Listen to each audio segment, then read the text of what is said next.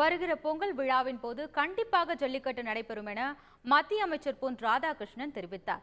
திருச்சி வந்திருந்த அவரை தமிழ்நாடு ஜல்லிக்கட்டு பேரவைத் தலைவர் ராஜசேகர் மற்றும் ஜல்லிக்கட்டு ஆர்வலர்கள் சந்தித்து பேசினர். பின்னர் செய்தியாளர்களுக்கு பேட்டியளித்த பொன் ராதாகிருஷ்ணன், ஜல்லிக்கட்டு விவகாரத்தில் மத்திய அரசின் முயற்சி தோல்வி அடைந்து விட்டதாக கூறுவதை ஏற்க முடியாது என்றார்.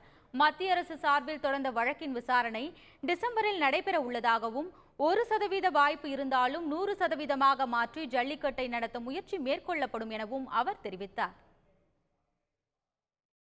தற்போது நீதிமன்றம் தமிழக அரசாங்கத்துடைய சார்பில் போடப்பட்ட வழக்கை தள்ளுபடி செய்திருக்கின்றார்கள்.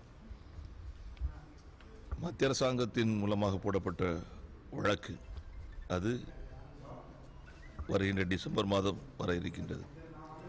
நம்மை பொறுத்தவரைக்கும் ஒரு விஷயம் முடியாது என்று ஓடி போவதற்கு நான் இல்லை, என்னுடைய அரசாங்கமும் இல்லை. என்னை பொறுத்தவரைக்கும் 1% வாய்ப்பு இருந்தாலும் கூட, 100ல் 1% வாய்ப்பு இருந்தாலும் கூட அவை முழுமையும் முயற்சி செய்து வெற்றி பெற வைப்பதுதான் என்னுடைய கருத்தில் இருக்கக்கூடிய விஷயங்கள். ஜல்லிக்கட்டை பொறுத்தவரைக்கும் எனக்கு இன்னும் நம்பிக்கை இருந்து கொண்டிருக்கிறது. இந்த ஆண்டு பொங்கல் ஜல்லிக்கட்டோடு நடத்த முடியும் என்கிற நம்பிக்கை எனக்கு இருக்கின்றது.